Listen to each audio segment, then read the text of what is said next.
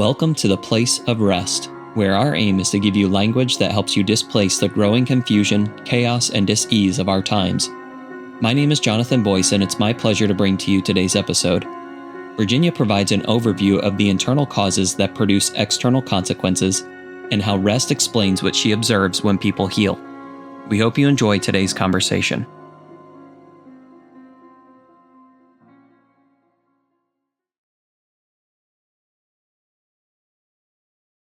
I always talk about something I've discovered, and that is that rest is about displacing confusion, chaos, and dis-ease. And I go into that narrative with great boldness and great conviction because I see that whether it's the spirit, the soul, or the body, what we're always trying to do is make sense of our very constitution. Constitution means body, right? And address the mystery and address with curiosity, maybe approach with curiosity, the mystery between our three constituents that make up our constitution, which is the spirit, the soul, the body. And that is consistent with the narrative that there is a creator God that is a spirit that transcends everything, including time. And there is a soul, which is the Holy Spirit that comforts, teaches, directs. It's that quiet, still voice that informs all of us. And then there is that body and the manifestation of that Trinitarian constitution of the Godhead. We see that is a person that entered history who said, I am the Alpha and the Omega. I am the beginning and the end. I am the fullness of that Trinitarian being, if you will. God, the Holy Spirit, and Jesus being a body.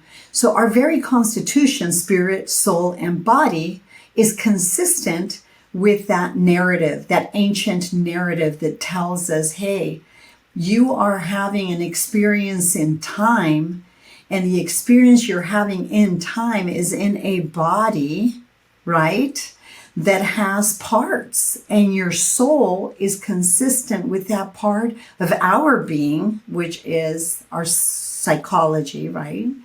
And it all houses and communicates with this spirit that, by the way, this creator says, I live in that, I am that spirit.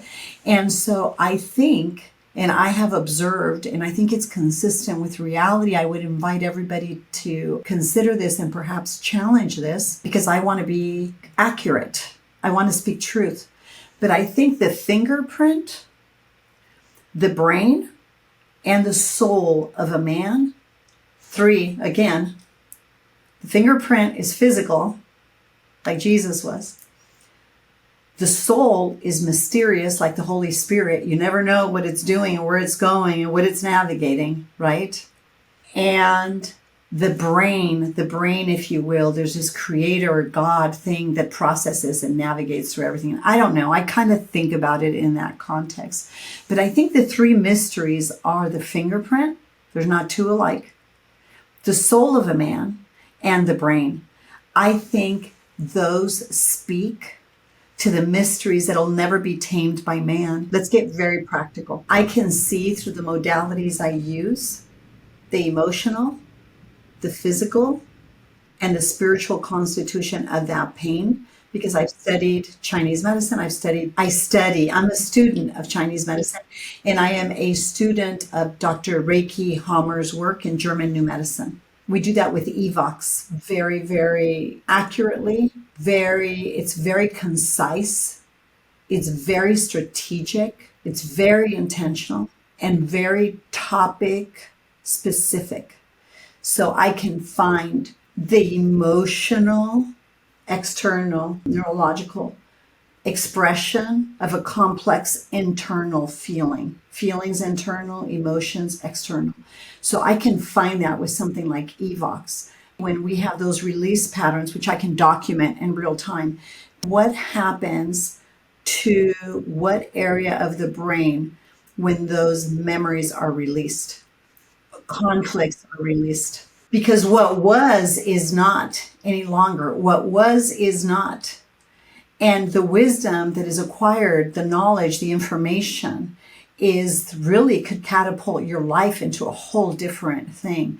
We talked about the frontals, the amygdala, but the primitive brain holds a lot of memory and information too. The relationship between the memory that's stored in the amygdala and how it's different than the primitive brain, the occipitals. So we are really living out what Dr. Sabat and Dr. Gilbert Renault calls this project purpose. This project purpose that's embedded deep in our primitive brain. We're living often from those programs that we've inherited that most of us don't even understand. Yet,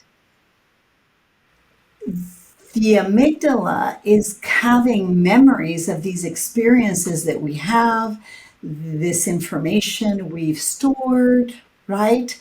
Based on behaviors we've had. But our primitive brain is carrying all these other narratives that by and large could unconsciously and subconsciously, and often are, in my observation, in conflict with the experiences that your amygdala has stored. And therein comes a lot of what we don't understand at rest. This is what we try to dissect. The conversation that's happening between your primitive brain, your amygdala that stores a lot of your experiences, and your executive function that's saying I should and I shouldn't do that. And oftentimes those are all conflicting and different narratives. But if we can understand the anatomy of our brain a little bit in very functional, practical ways, we can say, wait a minute, why am I so hard on myself? I'm continuously attacking myself. And herein lies the conflict. And I think Dr. Caroline Leaves points this out better than anybody else. We're hardwired, in fact, to love. There is a system in our brain that's hardwired to expand, expose the secrets of our hearts, but expand and really engage us in this life-giving force with all that surrounds us, good, bad, or indifferent. So we are hardwired to love, to live, to thrive. But there's these conflicting things happening to us. And that's why I love this conversation between the frontals, the amygdalas, and the primitive brain. I want for our listening audience, I always make a great distinction between our mind, which is a function of the soul, and our brain. I want to say to our listening audience, you don't want to lose brain function. The brain is up here. It is a very complex system. We talk about the heart, the mind, the will, the conscience, the feelings as a function of the soul. And the electric magnetic frequencies, the energy, if you will, that is dispersed to the brain.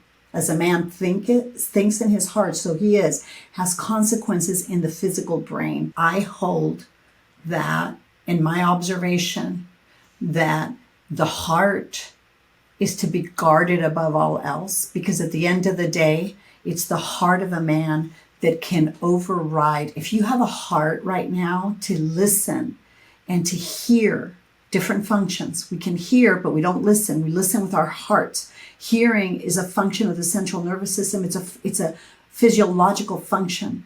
But listening requires mind, heart, will, conscience, and feelings. You got to slow everything down to listen.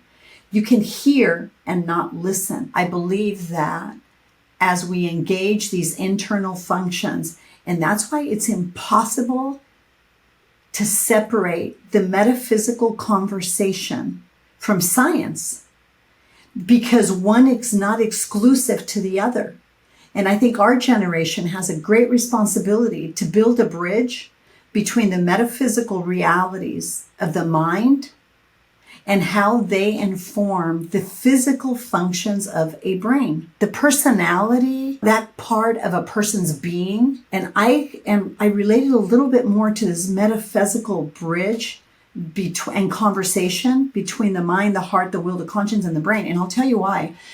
I deal with people that medicate pain and medicate these imbalances with all kinds of things, from heroin to crystal meth to weed. It is impairing your brain function, and it's going to have consequences in your body. That's why when there's drug use, the person's personality changes. And what I'm seeing is a personality change. However, when they're behind closed doors with me here, and these biofeedback technologies that really exposes the secrets of their heart and the disparity between the stories the amygdala is telling them and the story their body's carrying is completely, there's a disparity there. I'm able to identify that disparity so that part of their primary sphere of government to self-govern, which is what I did with Amanda, by the way, is completely exposed immediately. So this metaphysical mystery, if you will,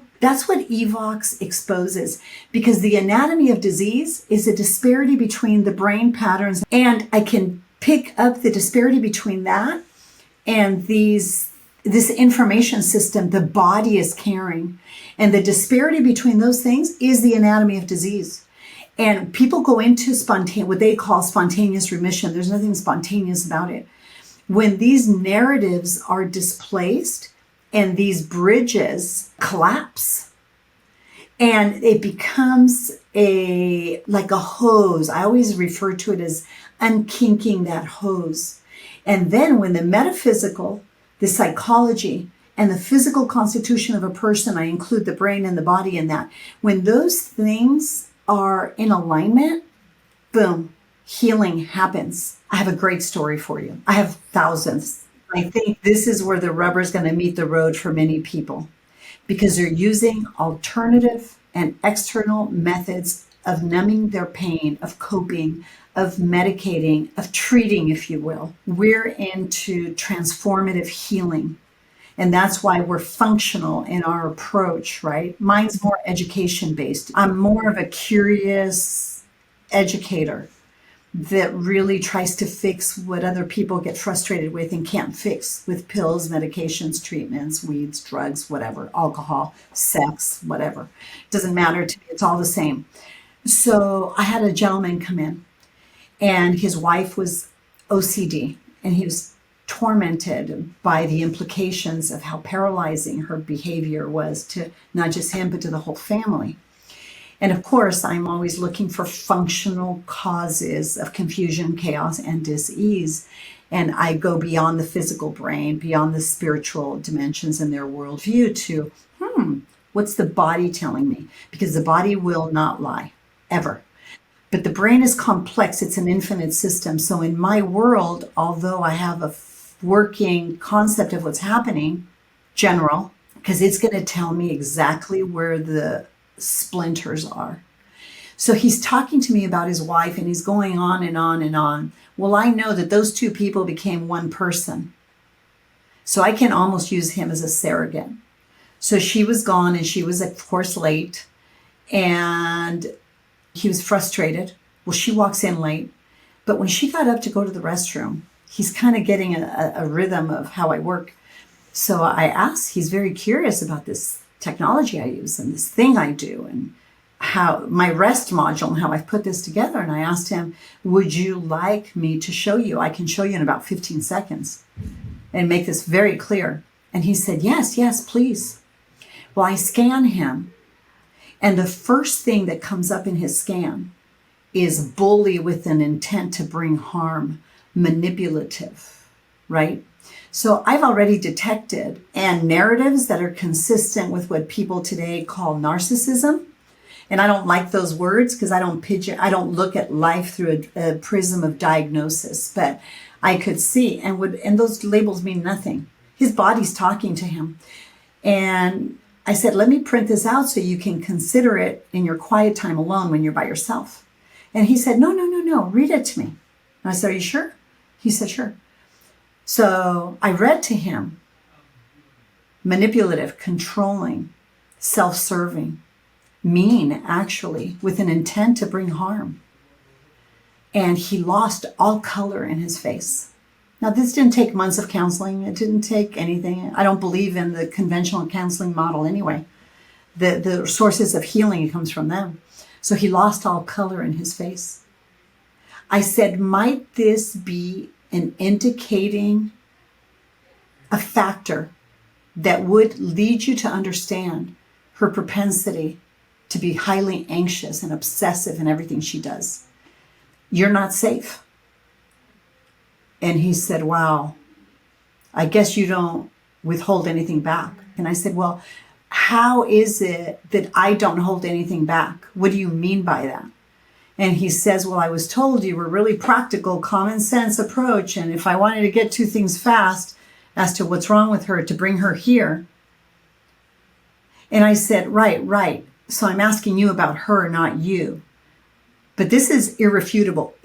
This is not disputable. This is your body speaking to you. What you do with that information, that's another story. But since we're talking about her, I'm wanting you to tell me, it would be useful to me if you can see how perhaps some of her tendencies are manifesting, are mirroring how you're treating her. She, of course, walked in. I folded up the paper. I invited him to take it away and to think about it and pray about it, go into a quiet space and pray. And to write about every single thing that followed, by the way. And he came back, and the entire culture in my office changed instantly. He's not there to fix her. She's reflecting much of her engagement with him. Now, that's not the end of her story. Okay, she is manipulative. She is controlling too with other things. But do you see how quickly I was able to identify the root of the problem? With him, not her. Now, her scan was amazing. But yes, he's got this narrative. He tells himself, and psychologically, he's got a narrative going. Well, that psychological narrative, just to give you a summary, is in complete conflict with what his body's carrying. And so he's convinced that she's the problem. Well, actually, anyway, it's more complicated than her. It's biofeedback, and it's picking up the resonance and the obstructions that are deposited in organs of the body. And of course, the brain's involved. I'm scanning the brain and the body. But in my life and in my narrative, in my observations, in our place of rest here, we have a common narrative that I tell, that I continuously remind my team. The spiritual world is a quantum field of energy. It can be understood. It can be explained with science, with religious narratives. Of course, quantum physics is fascinating, right? And all of that, to me, it is all the same language, because in each of those disciplines, I have to displace confusion, chaos, and dis-ease and look for the truth of what is. And I test it in agreement with the mind, the heart, the will, the conscience, the feelings of a person, what's contained in the soul of the person, and how it shows up in the brain and manifests in the body. So the information systems are always coming from the spirit. They're processed by the soul, the primary sphere of government. And the gauge is always the conscience of a man. And what happens in there shoots immediately up to the brain and into the body. And obviously, it's oversimplified, but it's still a prism that I have never found an exception to. Not yet. And I have data-driven, evidence-based program. And that is why we speak with so much conviction about how these things interact. Is it the end all? Of course not. The universe is immense. But the only immense things about us and mystery is the fingerprint, the soul, and the brain. That's it. The rest is very accessible. We've all stepped into rooms and said something's wrong here. That's the spirit. It's a law of nature. It's self-evident. We've all looked at somebody and we thought they're lying to us. That's self-evident. So the spiritual realm is self-evident. What a person wants to draw from and live from is light or dark, good or bad, just or unjust, lawful or unlawful. That's what we get to choose. But all that is negotiated in the soul according to the dictates of a conscience of a person. And the consequence of what happens in the brain and the body. So we kind of look at that Trinitarian constitution of information systems, and that's how we help people heal. And by the way, that's what I was able to do with Amanda and Jonathan and little Hudson in a very dynamic, complex, integrative way to say, hey, there's more. And Cowden is the only person I know, Dr. Cowden, that can help us integrate the more, because he understands rest. He heard me speak about this dynamic and this interaction between these communication systems about 15 years ago, and he took me under his wing because he realized that I took something really complex and put it under the banner of rest. Because rest is a law of nature. It's self-evident. It speaks to our natural affections. And without rest, we die. Well, sleep is not rest. We can all sleep, but that doesn't mean we rest. And so the mystery of that transaction is the anatomy of our entire educational program of displacing that confusion and chaos in conjunction with the reality of everything that makes up this rest matrix and the work of rest that ultimately facilitated this transaction. And it's very important to understand all of it because all of it is whole. But I was saying to Jonathan and Amanda were saying the hub of rest is an integrative way, a functional way to look at healing. The neuro aspects of this, the neurofunctions, the physiological functions, the anatomy of it, that's where the genius of Cowden kind of came in, because he understands the spirit, the soul, and the body and the integration. And he is a genius. So he was able to take the base knowledge of the pieces and bring them all together. And of course, Jonathan and Amanda have been working with me now for 7 years. So they understand that the hub of it has to come in a body of knowledge, of curiosity, that is willing to be patient and strategically use the modalities of neuroscience, of physical science, of medicine, and all that. But it's that this module of rest that ended up bringing it all together. And we're still wrestling through it, right? And I guess at rest, the number one thing everybody universally, 100% of the people say when they leave after a 2-hour intake appointment is, I feel hope, because we integrate and we're very curious and we draw data from where the fractures are. Is it the spirit? Is it the soul? Is it the body? And how are they manifesting in each? What's the source? How's it manifesting? What can be done? We hope listening to this episode has brought you closer to experiencing the freedom of wholeness and healing. If you have questions or comments about today's episode, or for updates about rest, please visit our Instagram or Facebook at The Place of Rest. If you would like more information about Virginia, or to support and join the cause of rest, please go to theplaceofrest.com/donate or call 949-289-5935. Thank you for listening to Rest with Virginia Dixon. We'll see you next week.